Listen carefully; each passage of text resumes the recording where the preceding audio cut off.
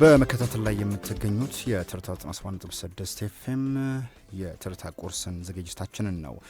ቆይታችሁን ከኛ ጋር ስላደረጋችሁ እጅግ አድርገን እናመሰግናለን። የሰዓት ወጃውን ተከታትለን ተመልሰን ተገናኝተናል። አሁን በቀጥታ የምናልፈው ከሀገር ውስጥና ከባህር ማዶ ያዘጋጀናቸው ዜናዎቻችን ይሆናል። ሀገራዊ ጉዳዮች ቀዳሚዎች ናቸው።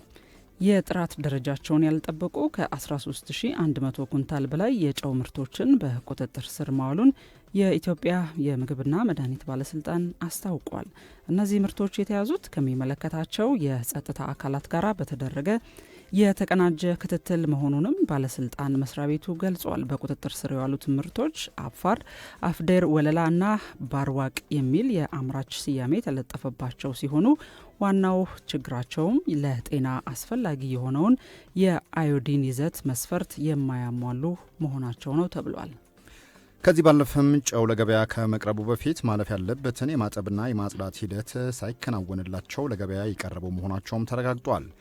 የባለስልጣኑ ምክትል ዋና ዳይሬክተር አቶ ነጋሽ ስሜ ለመገናኛ ብዙኃን በሰጡት መግለጫ ምርቶቹ ለገበያ ሳይሰራጩ በመጋዘን ውስጥ እያሉ መያዛቸውን ገልጸው ህብረተሰቡ ማንኛውንም የምግብ ምርት ሲገዛ ጥንቃቄ እንዲያደርግም አሳስበዋል።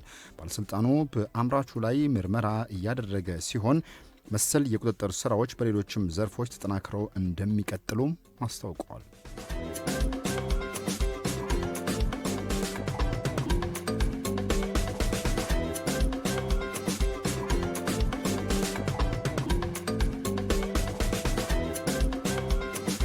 ኢትዮጵያ በዓለም የመጀመሪያ የተባለውን የጨው ንጥረ ነገር ማበልጸጊያ መርሃ ግብርን ይፋ አድርጋለች። ኢትዮጵያ በጨቅላ ህጻናት ላይ የሚከሰተውን የአካል ጉዳትን ለመከላከል የሚያስችልና በዓለም አቀፍ ደረጃ የመጀመሪያ የሆነውን በፎሊክ አሲድና በአዮዲን የበለጸገ የጨው ምርት አቅርቦት መርሃ ግብርን በአዲስ አበባ ይፋ አድርጋለች። ይህ አሰራር በተለይም ኒውራል ቲዩብ ዲፌክት ተብሎ የሚጠራውንና በጽንስ ወቅት የሚከሰተውን የአንጎልና የጀርባ አጥንት እድገት ጉድለትን ለመከላከል ያለመ መሆኑ ተገልጿል። በመርሃ ግብሩ ላይ የተገኙት የጤና ሚኒስትሯ ዶክተር መቅደስ ዳባ እንደተናገሩት ይህ ተግባር የእናቶችንና የህፃናትን ጤና ለመጠበቅ የተወሰደ ታሪካዊ እርምጃ ነው። ጨው በአዮዲንና በፎሊክ አሲድ እንዲበለጽግ ማድረግ ቤተሰቦችን ከመጠበቁም በላይ እያንዳንዱ ህፃን ጤናማ ጅማሮ እንዲኖረው እንደሚያስችልም ሚኒስትሯ ተናግረዋል።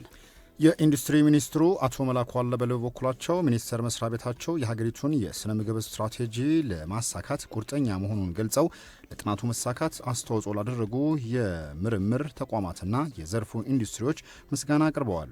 የኢትዮጵያ የህዝብ ጤና ኢንስቲትዩት ዋና ዳይሬክተር ዶክተር መሳይ ኃይሉ ባቀረቡት መረጃ በኢትዮጵያ ሳይንቲስቶች የተካሄዱ ጥናቶችና ክሊኒካዊ ሙከራዎች በሁለት ንጥረ ነገሮች የበለጸገው ጨው ደህንነቱ የተጠበቀ ውጤታማ መሆኑን አረጋግጧል። በኢትዮጵያ በየዓመቱ የሚወለዱ 10,000 ህጻናት መካከል ከ80 በላይ የሚሆኑት በዚህ አካል ጉዳት ችግር የሚጠቁ ጥናቶች ያመላክታሉ። ይህም ከአፍሪካ አማካኝ መጠን በ3 እጥፍ ብልጫ ያለው ሲሆን ዋነኛ ምክንያቱ ደግሞ እናቶች ከመጸነሳቸው በፊትና በእርግዝና መጀመሪያ ወራት በቂ የፎሊክ አሲድ ንጥረ ነገር ባለማግኘታቸው እንደሆነም ተገልጿል። ይህ አዲስ መርሃ ግብር ኢትዮጵያ በምግብ ማበልጸግ ረገድ በዓለም አቀፍ ደረጃ ግንባር ቀደም ተጠቃሽ ሀገር እንደሚያደርጋትም ተመላክቷል። ወደ ውጭ ዜናዎች እናልፋለን። አድማጮቻችን የትርታ 97.6 ኤፍኤም የትርታ ቁርስ የሀገር ውስጥና የባህር ማዶ ዜናዎችን እየተከታተላችሁ ነው። ፕሬዚዳንት አልሲሲ በጋዛ ጦርነት ምክንያት ግብጽ ከስዊዝ ቦይ ማግኘት የነበረባትን $9 ቢሊዮን አታለች ሲሉ ተናግረዋል። የግብፁ ፕሬዝዳንት አብዱልፈታህ አልሲሲ እንደገለጹት በመካከለኛው ምስራቅ ባለው አለመረጋጋትና በጋዛ ጦርነት ምክንያት አገራቸው ባለፉት 2 ዓመታት ከስዊዝ ቦይ ማግኘት የነበረባትን $9 ቢሊዮን ቀጥተኛ ገቢ አታለች ብለዋል። ፕሬዝዳንቱ በዳቮስ ስዊዘርላንድ እየተካሄደ በሚገኘው የዓለም ኢኮኖሚ ፎረም ላይ ባደረጉት ንግግር ከጥቅምት 2023 እንደ አውሮፓውያኑ አቆጣጠር ጀምሮ በነበረው ግጭት ሳቢያ የስዊዝ ቦይ የንግድ መስመር በከፍተኛ ሁኔታ ተጎድቷል ብለዋል። በንግግራቸውም ከጥቅምት 2023 ጀምሮ ባለው ጊዜ ውስጥ ግብጽ $9 ቢሊዮን ገቢ ማጣቷን በማስታወስ ግብጽ በጋዛ የተኩስ አቁም ስምምነት እንዲደረስና ሰብአዊ እርዳታ እንዲገባ ከፍተኛ ጥረት እያደረገች መሆኑን ገልጸው የፍልስጤም ጉዳይ በመካከለኛው ምስራቅ ቀዳሚ አጀንዳ መሆን እንዳለበትም አሳስበዋል።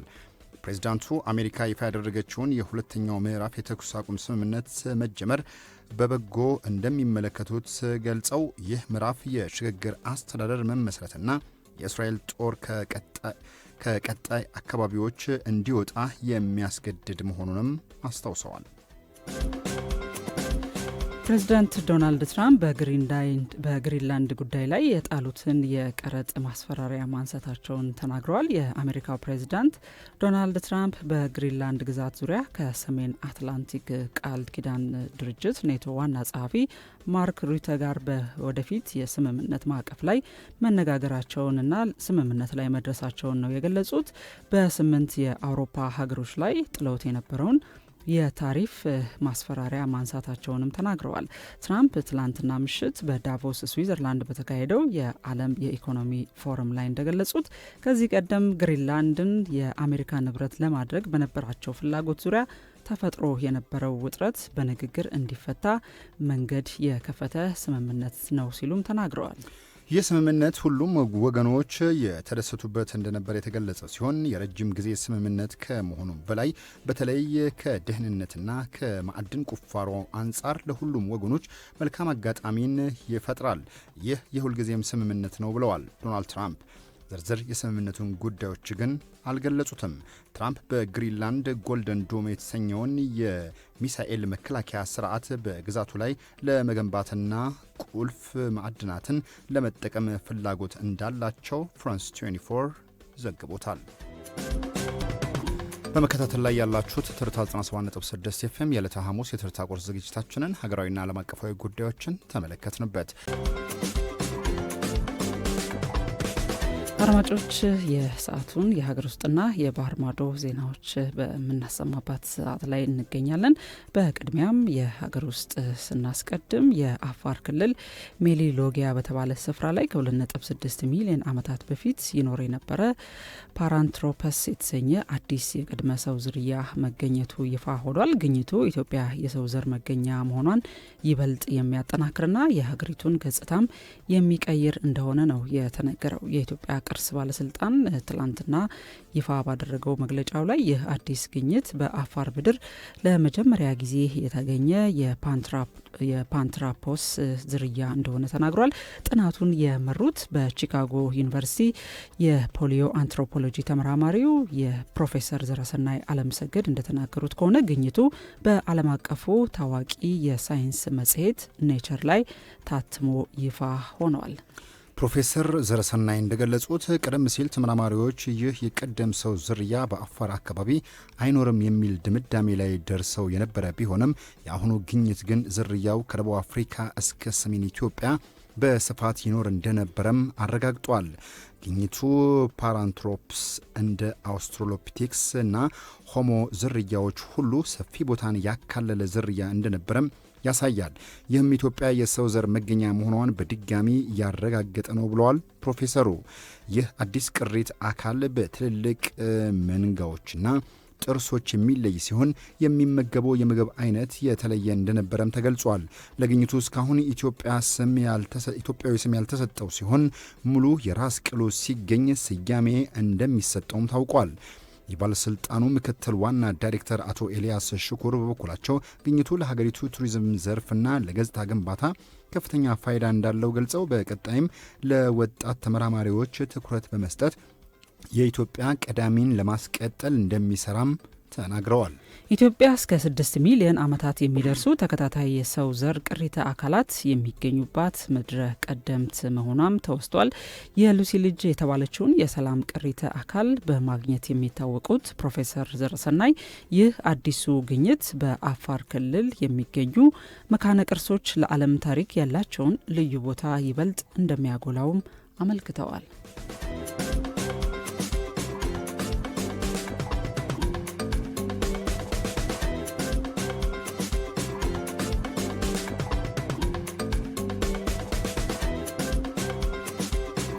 በኢትዮጵያ የዓይነ ስውራን ተማሪዎች የትምህርት ተሳትፎ ዝቅተኛ መሆኑ ተገለጸ። ለዚህም ዋነኛው ምክንያት የብሬል መጽሐፍት እጥረትና በዘርፉ የሰለጠኑ መምህራን አለመኖር መሆኑም ተመላክቷል።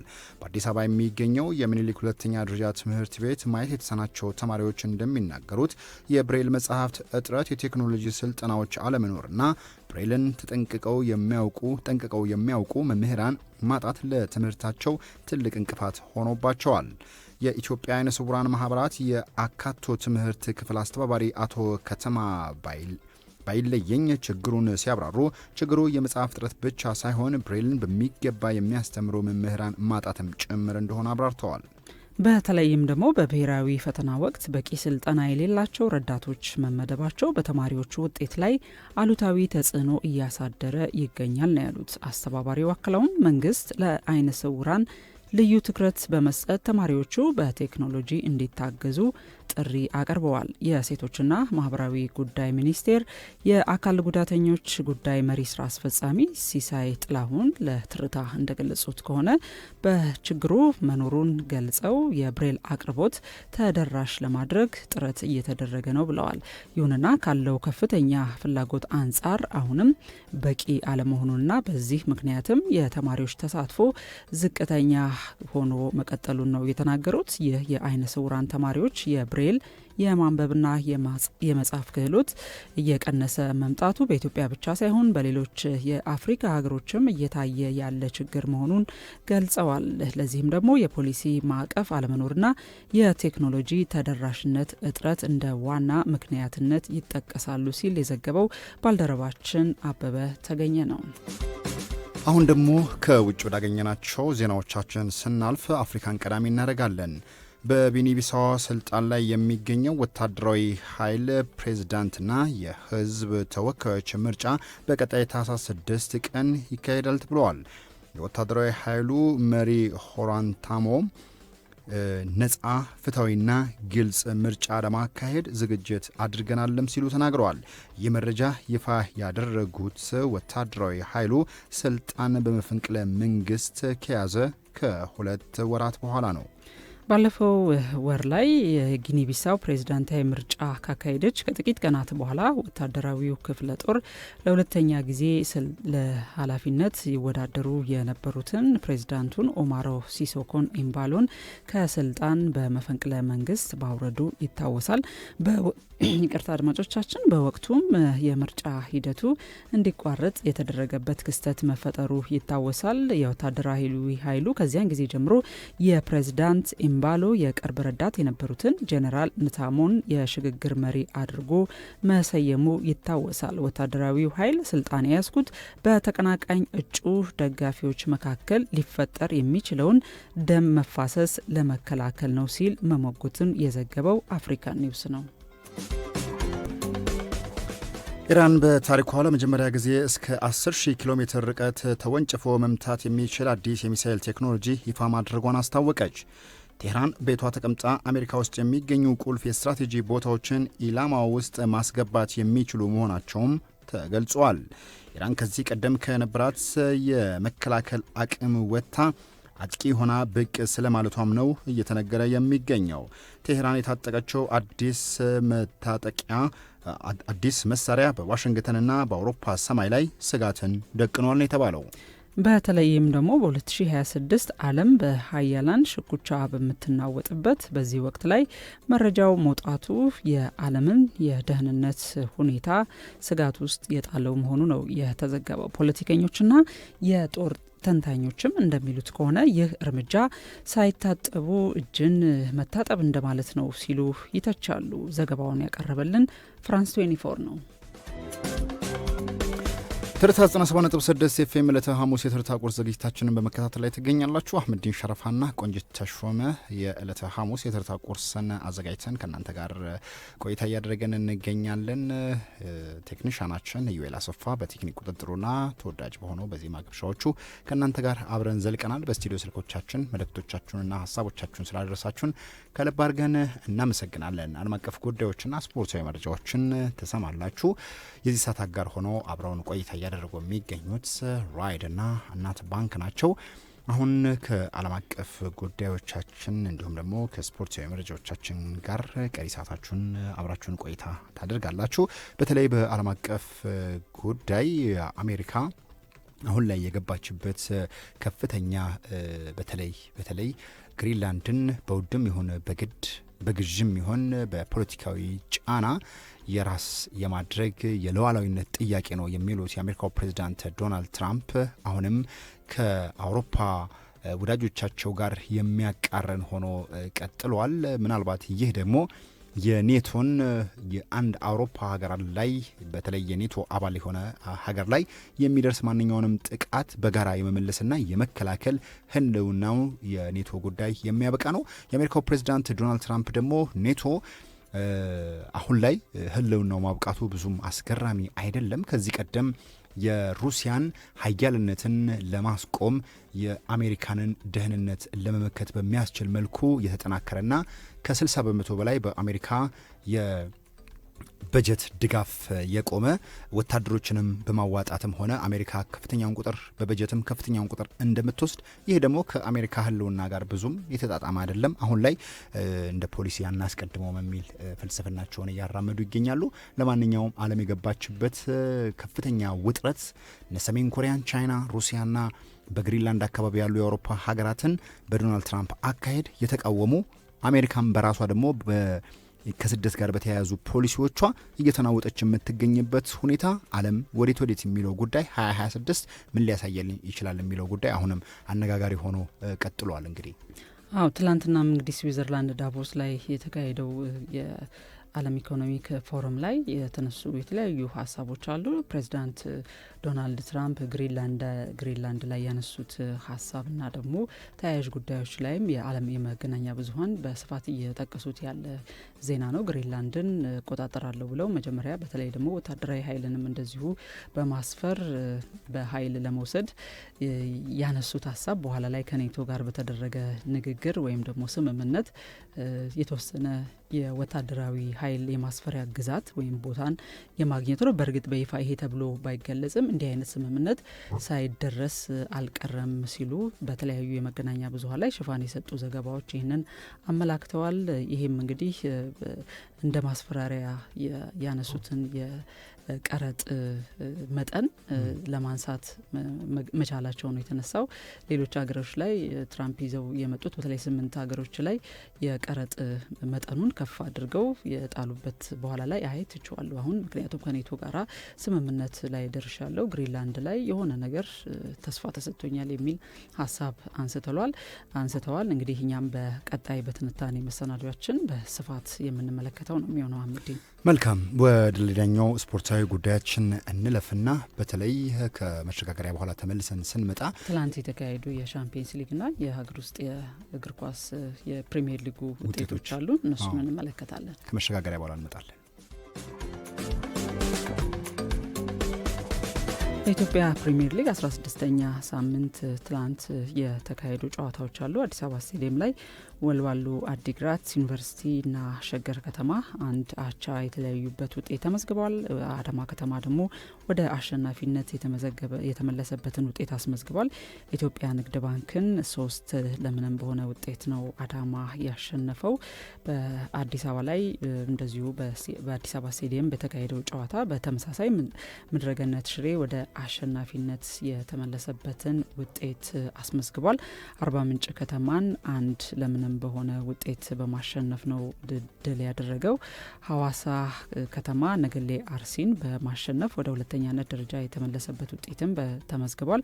2-0 በሆነ ውጤት ነው ሐዋሳ ከተማ ነገሌ አርሲን ያሸነፈው። በ28 ነጥብም ሁለተኛ ደረጃን ለመያዝ ችሏል።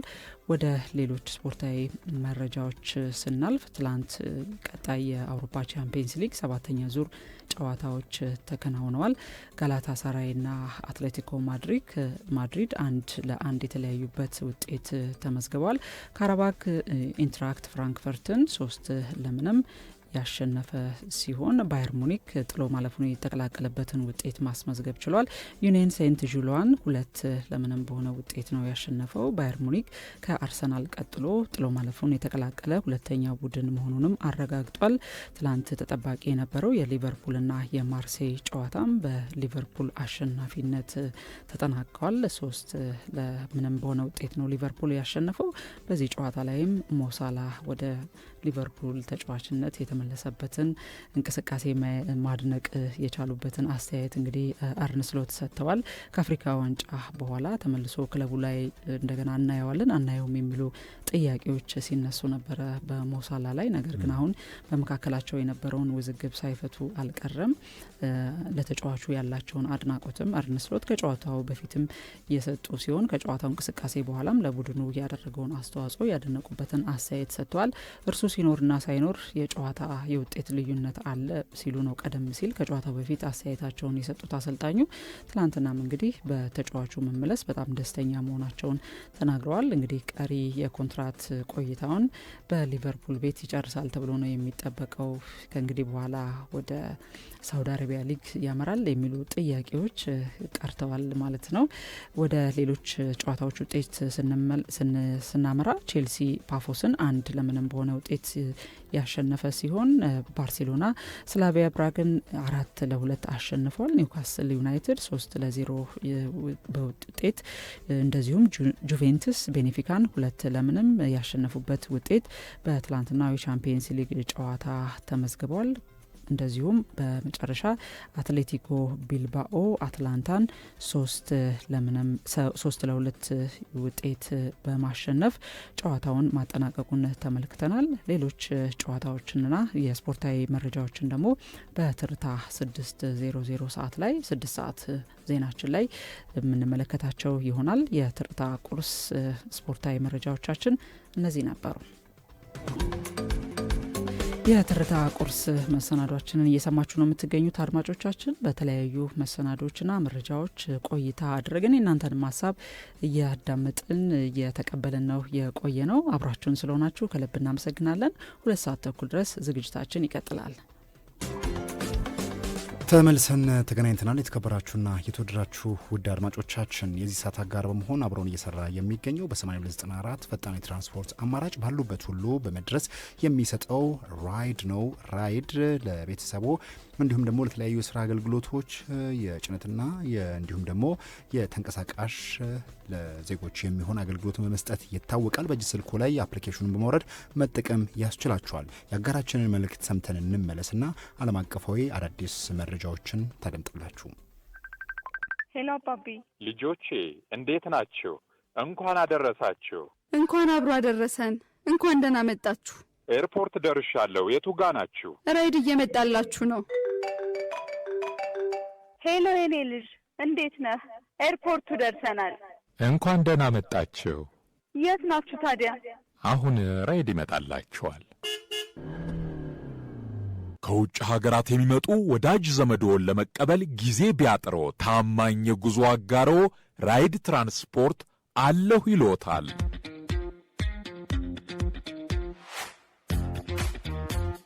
8294 ደውለው አሊያም ራይድ መተግበሪያን በመጠቀም ትዕዛዞን ሲነግሩን የራስ ያህል ተቀብለን እርስዎ ባሉበት ሆነው እንግዳውን የያዘው መኪና የሚጓዝበትን መንገድ የደረሱበትን ቦታ እንዲያዩ አመቻችተን የናፈቋቸው ቤተሰቦን በዐይነ ሥጋ እናሳይዎታለን።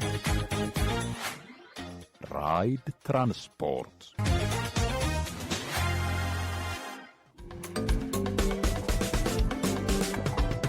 ዓለም አቀፋዊ ጉዳዮችን እየተመለከተን ነው የምንገኘው። የዓለም ውጥረት የሆኑ ክስተቶች በየጊዜው ይፈጠራሉ። የኢራን ጉዳይ ወቅታዊ ጉዳይ ነው። በቀጣይም ምን ሊፈጠር ይችላል የሚለው እንግዲህ የግሪንላንድ ጉዳይ ትላንት ማምሻውን እንደሰማ ነው መቋጫ ያገኘ ይመስለዋል። ትራምፕ የታሪፍ ማስፈራሪያቸውን የጣሉበትና ሌላ ከኔቶ ስምምነት የገቡበትን ሁኔታ መፈጠሩን ተመልክተናል። ከዚህ ባሻገር ደግሞ ሌላኛው የዓለም ስጋት ኢራን ላይ ያተኩራል። በኢራን ከተቀሰቀሰው ተቃዋሚ ሰልፍ ጋር ተያይዞ የአሜሪካው ፕሬዚዳንት ዶናልድ ትራምፕ ከተናገሩት ንግግር አንዱ ምንድን ነው? ሰላማዊ ዜጎች በኢራን ወታደራዊ ዘብ ጥቃት ውስጥ መውደቅ የለባቸውም። ይህ ከተደረገ ኢራን የማያባራ ጦርነት ከአሜሪካ ይጠብቃታል ብለው ነበረ። ነገር ግን ኢራን በበይነ መረብ በመቋረጥ ጋር ተያይዞ በሀገሪቷ የተወሰደውን እርምጃ ትላንትና የኢራኑ መሪ አያቶላ አሊ ሀሚኒ እንደተናገሩት ከሆነ ከ5000 እንደሚበልጡ በአንደበታቸው አረጋግጠዋል። ነገር ግን በሌሎች የመገናኛ ብዙኃን የሚገለጸው ቁጥርም ከዚህ ከፍ ሊል እንደሚችል ቢናገሩም ለነዚህ ግን ኃላፊነቱን የሚወስዱት አሜሪካንና እስራኤል ስለመሆናቸው እየሞገቱ ይገኛሉ። ታዲያ የአሜሪካው ፕሬዝዳንት ዶናልድ ትራምፕ ከዚህ ቃላቸው ጋር ተያይዞ በኢራን ላይ ወስዳለሁኝ የሚጠብቃት ከፍተኛ እርምጃ ነው ያሉትን ጉዳይ ከየት አደረሱት የሚል አነጋጋሪ ጉዳዮች ሲዘነሰሩ ቆይተዋል። በዚህ መሀል ነበረ ኢራን አህጉር አቋራጭ ሚሳኤል መሞከሯ በዚህ ጉዳይ ላይ ከፍተኛ አነጋጋሪ ጉዳይ የሆነው። ይሄ አህጉር አቋራጭ ሚሳኤል ያላቸው ጥቂት ሀገራት ናቸው እና ኢራን በተሳካ ሁኔታ ስለመሞከሯ አነጋጋሪ ሆነዋል። ትላንት ደግሞ ከ10 የሚበልጡ የጦር አውሮፕላኖች የዓለም የመገናኛ ብዙኃን ምን እንደጫኑ ባይታወቅም ኢራን አቋርጠው ስለመድረሳቸውና ከሌሎችም ከቤላሩስ አካባቢ ደግሞ የሩሲያ ንብረት የሆኑ የጦር መሳሪያዎች ወደ ኢራን ስለመግባታቸው እንደዚሁ እየተነገሩ ይገኛሉ። ኢራን አሁን ባለችበት አቋሟ እነዚህ አህጉር አቋራጭ ከ10 ሺህ የሚበልጡ 2000 ከዛ ደግሞ ሌሎችም እንደዚህ መካከለኛ ረጅምና አህጉር አቋራጭ ባላስቲክ ሚሳይሎቿን ታጥቃ ሌላው በሆርሙዝ ሰርጥ አካባቢ የባህር በሩን የምትዘጋው ከሆነ ዓለም 40% የሚሆነውን የነዳጅ መተላለፊያ ትቦን የሚያጣ ከሆነ በቀጥታ ያለምንም ሁኔታ ከኢራን ጋር ያላቸውን ነገር ዶናልድ ትራምፕ ሲያረግቡ ወዲያው የነዳጅ ዋጋ መቀነሱ እንደዚህ ተስተውሏል። ነገር ግን ከኢራን ጋር ጦርነቱ የለየለት ነው ብሎ ገና ከመናገራቸው የነዳጅ ዋጋ በዓለም ከፍ ብሎ እንደነበረም ይታወቃል። ስለዚህ ምን ያህል ኢኮኖሚያዊ ዋልታ እንደሆነ ይታወቃል። ይህ ብቻ ሳይሆን አሁን ኢራንና አሜሪካ የገቡበት ሁኔታ ዩኬ ተደራቢ በመሆን የጦር መሳሪያዎችን ድጋፍ በማድረግ ወደ ኢራን ባህር ዳርቻ እየተጠጉ ነው የሚገኙት። 30 ሺህ ጦር በመታገዝ ትልልቅ የጦር ዋርሺፖች አብርሃም ሊንከን ዩኤስኤስን ጨምሮ ሌሎችም ወደ ቦታው ይጠጉ ነው። በቀጣይ ምን ሊሆን ይችላል? እንደው ተጠግተው ተነጋግረው ሊለያዩ ነው ወይስ ደግሞ ወደ ጦርነት ሊገቡ ነው? መካከለኛው ምስራቅስ ምን ይጠበቅበታል? በዚህ መሀል ነው እንግዲህ የአሜሪካው ፕሬዚዳንት ዶናልድ ትራምፕ ኢትዮጵያና ግብጽንም ይሁን በመካከለኛው ምስራቅ ያለውን የጋዛ ሁኔታ አሸማጋይ ኃይሎችን በመሰብሰብ እርቀ ሰላምን እናወርዳለን እያሉበት ባለበት በዚህ ሁኔታ አሜሪካ በራሷ በሀገር ውስጥ አልተረጋጋችም። ተቃውሞ ሰልፍ በኢሚግሬሽንና በዜጎች የስደት ጉዳይ ከፍተኛ ተቃውሞና ጥያቄ እየተነሳባቸው ነው የሚገኙት ዜጎች መኪና ውስጥም ነዳጅ ማደያም መንገድ ላይም ቤታቸውም የትኛውም ቦታ ላይ የዜግነት የመኖሪያ ፍቃድ አላቸው ወይ በሚል ጥያቄ የተነሳባቸው የሚገኘው ይህ ጉዳይ ዓለምን አሜሪካንስ ወዴት ይወስዳታል? የቻይናና ሩሲያ ጉዳይስ በኢራን ውስጥ ምን ሊሆን ይችላል የሚለው ጉዳይ ትልቅ ጥያቄ ሆኖ ቀጥሏል። አድማጮቻችን የትርታ ቁርስ ዓለም አቀፍ መረጃን ነበረ ቀደም ሲል እንግዲህ በአህመዲን የቀረበልን። ሌሎች ጉዳዮችንም እንደዚሁ እያነሳን ከማለዳ ጀምሮ ቆይተናል። የብርቱ ቀን መሰናዷችን ቀዳሚው ሆኖ በተለይ ደግሞ በስራ ፈጠራ ሙያዊ የምናውቃትን ጽዮን በኃይሉን አስተዋውቁናል። ከዚያ በኋላ ደግሞ በእለቱ የአየር ትንበያ የሀገር ውስጥና የባህር ማዶ የአየሩ ሁኔታ ምን ይመስላል፣ ከአየሩ ሁኔታ ጋራ አስማምተን ቀናችንን እንድንውል የሚያደርግ መረጃ። ከዛ ደግሞ በከተማ ጉብኝታችን ወደ ሀርጌሳ ሄደንን ተመልክተናል። ሀርጌሳን ጎብኝተናል። ይህንን መሰናዶ ማበበ ተገኝ ነበረ ያቀረበልን። መሰናዶውን ደግሞ ባልደረባችን ንጉሱ በሪሁን ነው ያዘጋጀው። ከዚያ በኋላ ደግሞ የትርታ ጆሊ መሰናዶ ነው ያቀረበልን ባልደረባችን ብርቱካን ዋልተ ንጉስ። በጥሎሽና ሰርግ ጉዳይ ላይ የወቅቱም የጥር እንደመሆኑ መጠን እዚያ ላይ የተለያዩ ነዋሪዎችን በማነጋገር ጥሎሽ ላይ ሀሳብ የተሰጠበትን መሰናዶ ነበረ የተከታተል ነው። የእለቱ የዳሰሳ መሰናዶ የከተማ አውቶቡስ አገልግሎት ተጠቃሚዎች ቅሬታንና ምላሽም በሚመለከተው አካል የተሰጠበትን መሰናዶ ባልደረባችን በፍቅር ግዛቸው አቅርባለናለች። በየሙሉ ሰዓቱ የባህር ማዶና የሀገር ውስጥ ዜናዎችን አህመዲን ሸረፋና ቆንጅ ተሾመ ፕሮግራሙን እየመራን አቀረብን። ቴክኒኩ ላይ ደግሞ ኢዩኤል አሰፋ ቆይታ አድርጓል። የዚህ ሰዓት አጋር በመሆን ከኛ ጋር ቆይታ ያደረጉት ማን እንደ እናት የሚላችሁ እናት ባንክና ራይድ አብረውን ነበረ። ለፕሮግራሞች ጆሮ ገብ በመሆን ሲኒየር የፕሮዳክሽን ባለሙያ ብርክቲ ገብሩ ከኛ ጋር ቆይታ አድርጋለች። ትርታ 600 በተከታይነት የሚጠብቃችሁ ሌላኛው መሰናዷችን ሲሆን በቀጣይነት 6 ሰዓት ላይ የሚጠብቃችሁ ሲሆን እኛ ከወዲሁ እንሰናበታለን። ቀናችሁ ያማረ እንዲሆን እየተመኘን ከወዲሁ ተሰናበትን። መልካም ቀን።